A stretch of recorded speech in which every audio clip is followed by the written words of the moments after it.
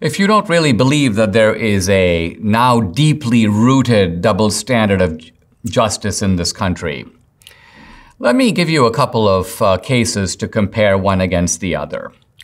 You remember Jacob Chansley, the guy with the big feathers and the guy with the ridiculous outfit on January 6th. Now, this is a guy who went into the Capitol and basically paraded around. No weapons, no assault, no even implication of violence. He spent 317 days in solitary confinement, and he got 41 months in prison. The DOJ actually wanted more, but that's what the judge gave him. Now, let's compare his case with the case of another guy. This guy's name is Montez Terriel Lee. And this is a guy during a George Floyd riot, an Antifa BLM riot. What did he do? He set fire to a pawn shop deliberately. He was an arsonist. And there was a man inside the pawn shop named Oscar Lee Stewart, 30 years old, who was torched to death. This guy was burned, and his body was found afterward. He obviously inhaled fumes, and he suffocated to death as a result of the actions of this guy, Montez Terriel Lee. This is the black guy. I'm looking at a picture of him. He's kind of holding his hand up in a kind of black power salute outside the pawn shop. He was obviously very proud of himself and what he did, and he was making a defiant gesture outside the pawn shop like, look, I'm the guy who did this.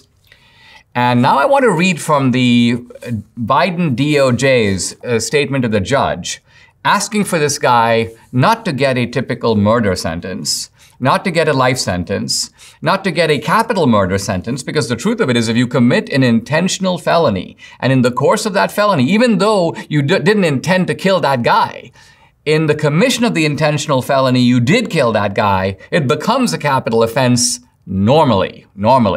But for the Biden DOJ, these are, let's just say, understandable circumstances. And so the Biden DOJ wants 12 years for this guy for this crime, a crime that normally carries life. I want to read from the Biden DOJ's document. They say, Mr. Lee's motive for setting the fire is a foremost issue. Mr. Lee credibly states that he was in the streets to protest unlawful police violence and was, quote, caught up in the fury. Now they say, the DOJ, as anyone watching the news worldwide knows, many other people in Minnesota were similarly caught up. Quote, there appear also to have been many people who felt angry, frustrated, and disenfranchised, and who were attempting, in many cases, in an unacceptably reckless and dangerous manner, to give voice to those feelings.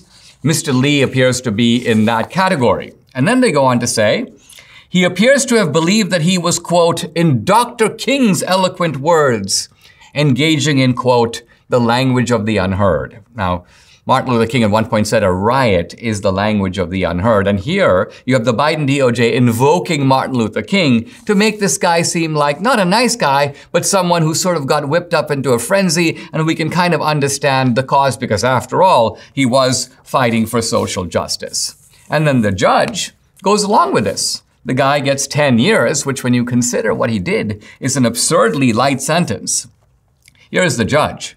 The judge says, to Mr. Lee, and contrast this again with the judges who have been excoriating the January 6th protesters, nonviolent protesters. Oh, you're trying to overturn an election, you're trying to mount a coup, you're endangering our system of government. Here's the judge. Her name is Wilhelmina Wright. She says to Lee that you are, quote, more than the person who celebrated your actions on social media. You are more than the person who destroyed that business by fire. You are more than the person who set that fire that killed a man. In other words, the real Mr. Lee is not the guy who did those things.